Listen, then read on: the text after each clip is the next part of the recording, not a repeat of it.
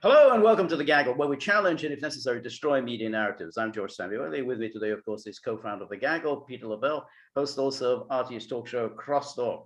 Well, Peter, we've had occasion in the past, particularly in the past 2-3 weeks, as we've watched the unfolding debacle in Afghanistan, to comment that there's really no point now in trashing the American war effort in Afghanistan. There's really, that's over and done with. It's just shooting in a fish in a barrel to denounce the Americans for this or for that and that, because it's over. It has about as much significance as denouncing what the Americans were doing in Vietnam. It's over.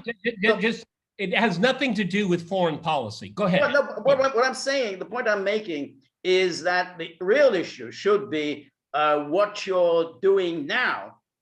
The wars that you're fighting now, the wars that you will be fighting next week or next month or next year, that's important. Everyone can now take a pot shot at the American effort in Afghanistan, and everyone is. So you read all the op-eds in the New York Times and the Washington Post, and apparently everyone is now wise after the fact. Everyone happily denounces it as if pretending that they always were against it. It's a lot of courage to do that, George. Exactly. It takes a lot of courage. It's about as much courage as to be against slavery. I'm against slavery. So the issue then is, what wars is America involved in now? What wars is it going to be involved in next year? And that's the issue to be addressed. And of course, nobody's doing it.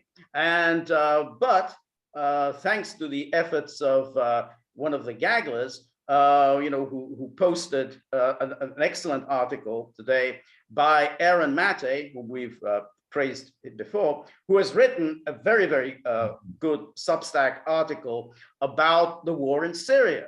So the people who are denouncing, the American effort in Afghanistan, as you said, very courageously, however, are saying nothing about the war in Syria, which is ongoing, and which the Biden administration has said that it is not going to give up on, and that is based on lies as outrageous as the lies in Afghanistan.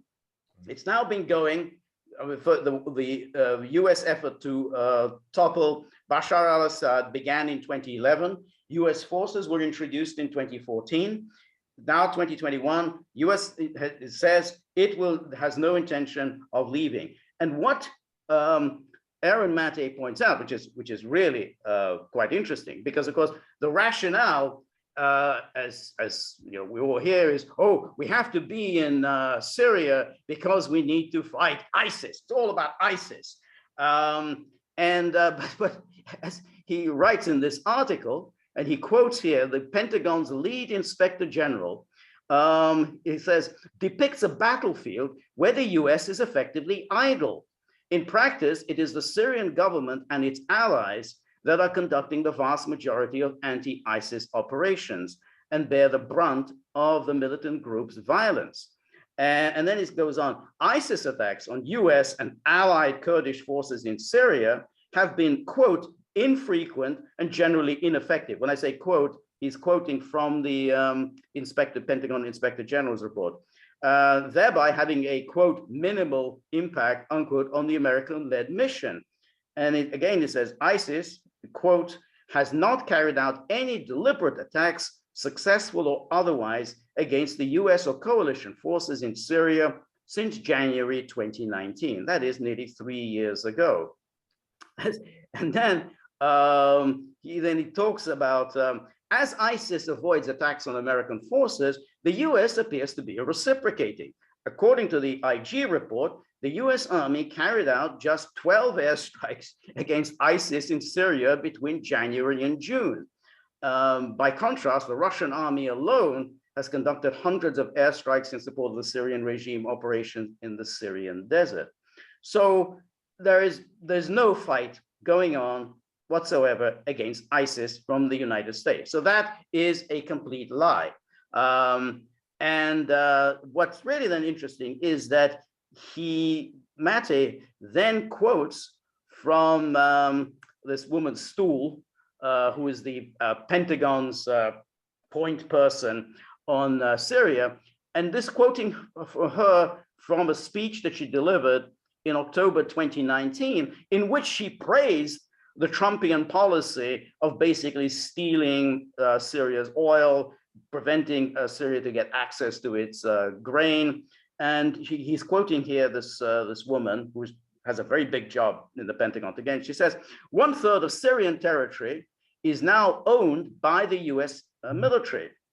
And Stuhl acknowledged that the ongoing US occupation is not about completing the anti-ISIS fight.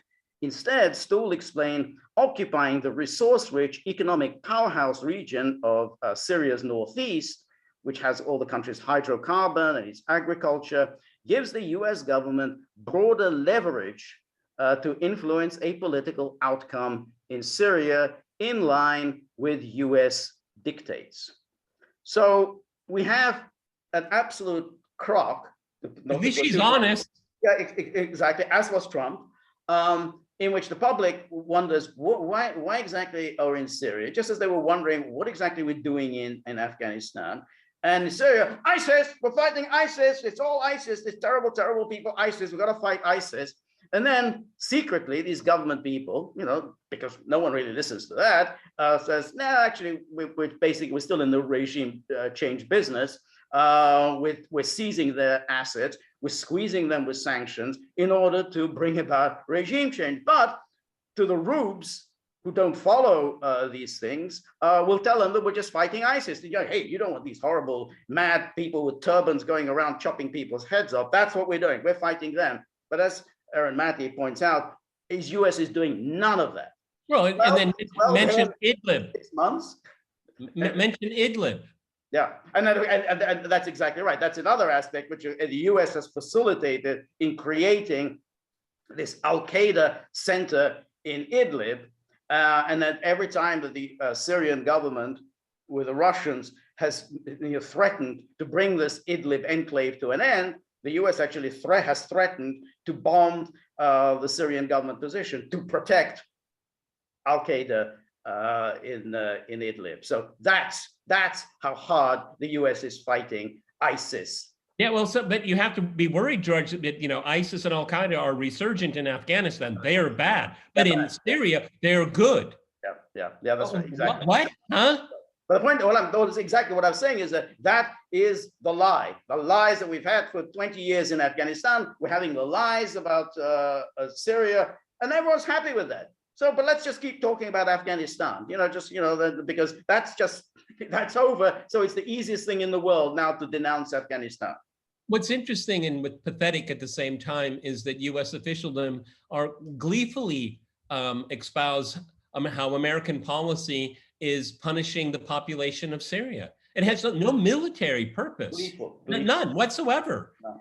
What it is not allowing them, denying them access 1/3 of their country, denying them access to international capital and finance, and sanctions that are directed against the welfare of the poorest and the most vulnerable. Right. I mean, they even openly admit there's a humanitarian crisis. There are millions of people that are food insecure, and I could go on, and they're glad. It's like, we're succeeding here. There's no military objective here right now, okay? And in lieu of a policy, this is what they're going to do. Right. All right, and also what Aaron Mate recognized is that the part of ISIS that has been decimated was done by the Russians. Yeah. Okay, Trump likes to take credit for it. I have no problem with that whatsoever. But you're right. I mean, Afghanistan was a huge lie, and like you said, we can all take punches about, if it was Trump or Biden and all that. That's what they want to do, okay? But when I slightly interrupted you in the very, very beginning, no one wants to talk about foreign policy, okay? Right. And that's what's really what's happening here. Why should we? If we decided to get out of Afghanistan, why do we stay in Syria? Why do we continue the Saudi regime's genocidal war against Yemen? And no one mentions bats an eye every time Israel bombs Syria. And all of these things are beyond the realm of international law. Everyone has to remember that in September 2015, the Syrian government the internationally recognized government that has a seat at the United Nations requested assistance from Russia under the UN Charter. Right. The United States, juxtaposed, is there illegally. There's no basis for them to be there. They were not invited there. They're in violation of the sovereignty of Syria. Yep. And that is something that is never mentioned. And as you pointed out, these are all lies, okay? How is this in the interest of the United States? Right. There isn't any. Well, that's the thing. And it's not in the interest of the United States, other than it wants to continue with these regime change operations. And now this policy is just simply sadism. They have no real prospects of toppling the government of Bashar al-Assad, which should never have been a goal at all. It was just a made-up goal of the Obama administration. So, they failed to do that. So we'll just make life miserable for you. We'll just steal your oil resources, steal your agricultural resources. We'll impose sanctions on you so that that you are unable to purchase all the products you need. Israel bombs Iranian oil tankers that are delivering oil for Syria. You prevent them from getting any reconstruction assistance. There's no reconstruction aid available for you, even though we had actually caused this devastation. This at the time when the United States is all pretending to be, heart throbbing with eagerness to help out Afghanistan. We can do something humanitarian for Afghanistan. But yeah, go on. I mean, but on top of it, see, this is one of the things that's never reported. There are millions of Syrians that want to go home, that have been displaced, but because the country cannot rebuild, they have nothing to go back to. I mean, this is insult to injury. I mean, it's always one of those really weird things, people wanting to go back to the brutal dictatorship of Assad, he's killing his own people, he's gassing his own people. Then why do people want to go back to their home? Yeah.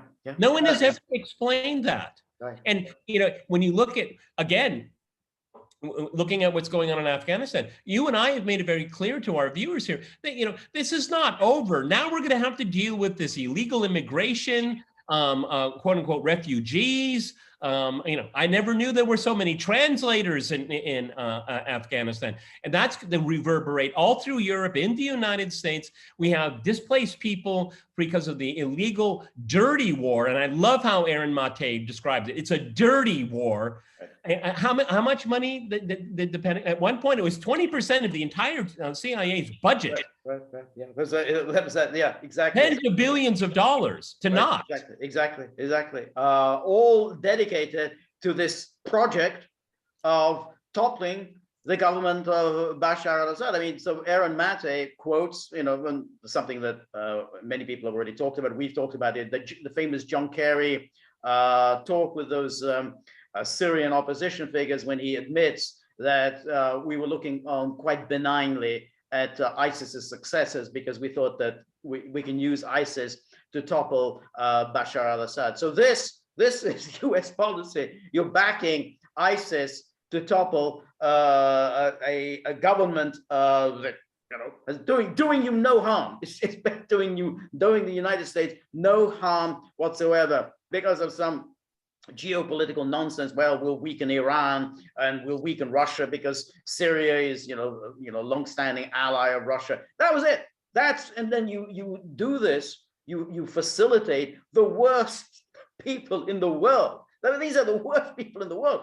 So just as you have all those Mark Levins who beat their breast about Auschwitz and Holocaust with the Taliban. But apparently, he doesn't seem to have any. I haven't heard him complain about ISIS and Al Qaeda in Syria. So isn't it Auschwitz? How about Auschwitz in Idlib? And we were honored to have Peter Ford on the gaggle with us here, and he explained to us, a man on the ground, a former British ambassador to Damascus, on the ground, telling us how the American-led policy, this dirty war, forced Damascus into the arms of Iran and gave Russia much more leverage inside of Syria because they were dependent on Russian air power. I mean, this has turned, again, the law of unintended consequences. Everything you said you wanted to accomplish, you have not accomplished anything, and it's just the reverse. And you're punishing tens of millions of people in the process that are no threat to you whatsoever. That's right. And then they have the insolence to show up at these United Nations Security Council debates, talking about the humanitarian crisis in Syria and blaming, of course, the government of Assad, again, not taking any responsibility for this war that they helped fuel, finance, send people in to fight. It's apparently all the fault of Assad and the terrible Russians who prevent this humanitarian aid coming in through non-governmental controlled border crossings. Oh, no, that's the solution to Syria. Let's have people coming in through non-government controlled border crossings. And okay, and that's it. So none of the things, hey, maybe your sanctions, maybe your Caesar Act may have something to do with the humanitarian crisis. No. So they're asking the government in Damascus is to open your borders and to allow armed convoys of aid into your country. After what you've done for 10 years. Right. Oh, really? Well, I still have some condos on Mars, George, if you want to buy them. Yeah. Exactly. And the absolute utter the hypocrisy of all of this. But it just goes back to the same point, which is why then isn't any kind of attention devoted to this? I mean, Biden administration, after all the talk, no more regime change, no more military interventions to change governments, none of that. No, that's all gone. That's in the past. We forget all that. All that we heard immediately after Vietnam, that never again. No, it's never going to happen again. And but boom, they just say we continue in Syria. So if it was a bad idea to stay in Afghanistan, why is it a good idea to stay in Iraq? Why is it a good idea to stay in Syria? Why? Well, how are they different? How are they different? Yeah. Okay, you can't make that case. All right. Yeah, exactly, and that's it. And so now, as I say, everybody pretends that they were always against the war in Afghanistan, just like everyone pretended they were always against Vietnam. But hey, Syria, no, we got to stay in there. And I think I talked before about how that Susan Rice was on one of those late night talk show comedians and whatever, and she was saying, I was listening to the radio, and then I heard Trump say, that exactly, that we're leaving Syria. And I said, oh my God. And the audience, the cool hipster audience for these late night comics, all cheered wildly. Yeah. Because Trump wanted to get out. That's all they knew about Syrian policy, is because Trump wanted to remove the troops. That's how sophisticated these people are, people. That's how sophisticated they are. Just like the sophisticated people that went to Barack Obama's birthday, but they're sophisticated, smart people, okay? Again, how many times do they have to insult us, okay? Well, it's the underclass in America, they're the ones that die at airports like at Kabul, okay? Do you think any of those kids are sons of congressmen, of oligarchs in Silicon Valley? No. These people are humble people from humble means, and they're trying to get up a leg up in life. And what do? You send them to an airport so they get blown up. A 20-year-old was blown up because you people are sophisticated. That's right. That's it. Yeah, exactly. Never, not one of these people, none of their offspring ever, do any time in combat. And then they denounce Trump for proposing to withdraw. Mitt Romney. There he is. All those sons of his. Who showed up for all those debates. How many of them ever did any time in the military? Zero. Not one of those big strapping lads did any time in the military. But Romney is on board. Hey, we can't possibly withdraw anywhere. So yeah, that's standard issue Washington hypocrisy. This is the political class, folks, and they play with your lives, your tax money, and what results do they engender? Negative returns. Always negative returns. No. You know what? I would have liked to have seen the $2.3 billion wasted in Afghanistan. Trillion. Bridges and roads. Anything would have been better. There was an interesting story today. I think it was in the Guardian about that the Taliban are removing various murals in Kabul. One of the murals that they have removed is that of George Floyd. Apparently, there was a St. George Floyd was a mural in Kabul, so that's gone. So there it is. The Afghans will no longer be able to worship at the altar of St. George Floyd. We need to get rid of the Taliban immediately. Boy, these are terrible people. I don't remember what year it was. It's quite a few now. But there was a public opinion poll, Western pollster, polled, I suppose, a good pool of Afghans. Almost none of them had ever heard of 9/11. What's that? Right. Okay. Right. That's right. All they knew is that there are these foreigners here. Also, to finish up on Aaron Mate's article, the Syrians in American-controlled Syria, they are resisting. Yes. And there are people that fought ISIS. Yeah. And they are being harassed and detained because they fought ISIS. And you have all these clowns, like, ISIS in Afghanistan, it's coming back, it's coming. Yeah. And they back them, they coddle them in Syria. Right, exactly. They fought all those Iranian militia who were fighting ISIS. They assassinated General Soleimani, the worst enemy ISIS ever had. And they, Biden has done it. Biden has now twice bombed Syria. Whom does he target? Doesn't target ISIS. He's targeting the people fighting ISIS. So yeah, that's how hard the Americans are fighting ISIS. And in the meantime, Idlib just continues. I mean, this that the biggest Al Qaeda center in the world. George started out this saying it perfectly. It's all lies. We're all being told lies. And there is no justification whatsoever that can be made in good faith to maintain these foreign wars in the Middle East. There's no rationale for it except for building careers, bilking the taxpayer, okay, and some perverted sense of messianic hubris, okay, which is it's perverse, okay, and we'll end on this. It doesn't make anybody safer. No one's lives, except for the people that are cashing the check. No, none at all. It's I mean, the devastation that they've inflicted on Syria is something else. Imagine Assad could have easily dealt with this in 2011. Why wasn't he able to do it? He wasn't able to do it because of the foreign intervention from Saudi Arabia and Turkey, and of course the United States. And that's what prevented essentially a normal, stable government returning to Syria. We can end on this.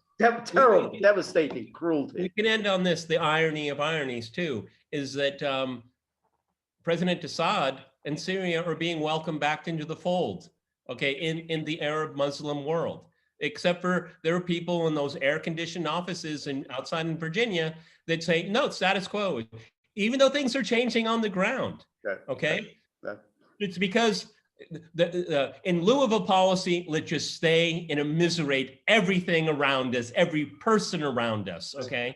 And at one point in time, mark my words, you're putting American lives at risk for no reason whatsoever. And again, just to emphasize the same point, no one cares about being against the last war. That's gone. That's a waste of time. You got to be against this war, today's war, tomorrow's war. That's what's important.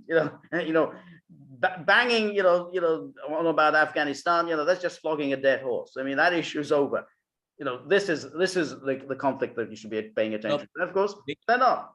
The people that are in power and people that are making decisions, there's one word that they don't have in their vocabulary, George. It's called courage. That's right. All right, everybody, we're on Locals, so please go to thegaggle.locals.com. George will be shortly posting a notification. He's doing another live stream on Friday. We're going to do a super chat on YouTube. Yes, we're still on YouTube, believe it or not. If you want to talk to George and I via Zoom, we can have a conversation together. Check our page for how to do that. We have the store up. Nice little goodies here. I'm not going to say his name because I don't want to wake him up. And we have George.